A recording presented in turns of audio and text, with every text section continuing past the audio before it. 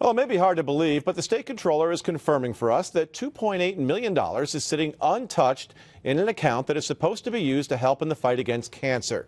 It's money that the taxpayers of New York have donated over the years, and it's been matched by hundreds of thousands of your tax dollars from state coffers. Since the money started piling up 9 years ago, not a penny of it has been used. It's right there on your state tax form, one of 8 charities you can donate to when filing. Check a box and you help fight prostate cancer, or so you'd think.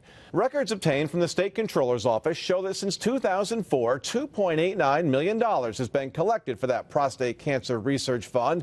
That's with donations, some state matching funds, and interest. And zero, not a dime, has been used. The fund is doing nothing. Were you surprised when you heard millions of dollars was just sitting there untouched? Very much so. These are people that are donating money, and it's just sitting there. Senator Hugh Farley is a high-ranking member of the Senate Health Committee, and he has lost 3 brothers to prostate cancer. You're on the Health Committee. Can the Health Committee do something about this? Yes, Senator Hannan, the chairman, and I'm the senior person on that committee, is going to introduce legislation demand accounting as to what is happening to that money. Then Governor George Pataki signed the Cancer Fund legislation in 2004 after it was announced with great fanfare by philanthropist Michael Milken, and then Senate Majority Leader Joe Bruno, both prostate cancer survivors. Milken's foundation was to match all donations. Records show that has never happened. The money was to go in the form of grants to the New York State Coalition to Cure Prostate Cancer, an organization that no one seems to know too much about.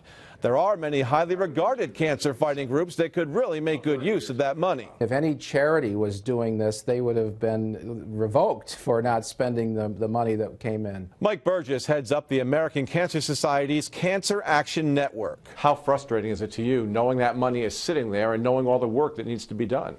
Well, I think it's frustrating because people of the state actually gave the money. They had a desire to give contributions to a fund. And it's frustrating that we haven't followed through on it. What it may come down to is the state legislature changing the law, taking the Coalition to Cure Prostate Cancer out of the mix legally. The state health department says the fund was well-intentioned but flawed in that it did not create an effective mechanism to ensure contributed monies could be allocated to prostate cancer research. If the health department needs some more legislation, let us know and we'll do it.